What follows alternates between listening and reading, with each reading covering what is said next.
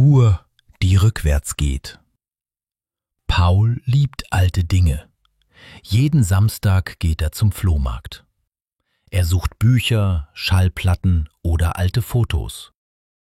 Eines Tages sieht er etwas Besonderes. Eine kleine silberne Uhr. Sie hat kein Glas und das Zifferblatt ist ein bisschen kaputt. Aber sie funktioniert. »Wie viel kostet diese Uhr?« fragt Paul. Der Verkäufer sagt, 5 €, aber sie ist seltsam. Paul lacht. Ich mag seltsam. Zu Hause stellt er die Uhr auf seinen Schreibtisch. Es ist 15 Uhr. Die Uhr tickt leise. In der Nacht wacht Paul plötzlich auf. Er schaut auf die Uhr. 3 Uhr. Aber die Zeiger gehen rückwärts. Er steht auf, berührt die Uhr, sie fühlt sich kalt an. Er denkt, vielleicht bin ich noch müde, vielleicht träume ich.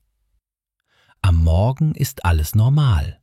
Doch als Paul sein Handy nimmt, sieht er, eine wichtige E-Mail von gestern ist weg. Er schaut in den Papierkorb, nichts. Komisch. In der Arbeit fragt ihn sein Kollege Max.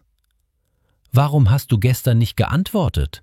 Ich war allein im Meeting.« Paul antwortet, »Aber ich war da, ich habe gesprochen.« Max schüttelt den Kopf. »Du warst nicht da. Vielleicht träumst du.« Paul lacht nicht. In seinem Kopf ist alles klar. Aber Max erinnert sich anders.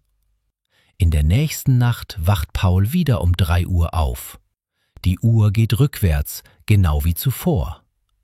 Am Morgen noch eine Veränderung. Sein Lieblingscafé ist weg. Da ist jetzt ein Kleidungsgeschäft. Und der Barista? Niemand kennt ihn. Paul fragt sich, verändert diese Uhr die Zeit oder meinen Kopf? Was ist real? Was war wirklich? Er will die Uhr wegwerfen, aber sie ist verschwunden. In der 3. Nacht wacht er um 3 Uhr auf. Die Uhr ist wieder da. Sie tickt rückwärts. Paul sagt leise, wenn Zeit rückwärts geht, verliere ich mich? Er schaut in den Spiegel.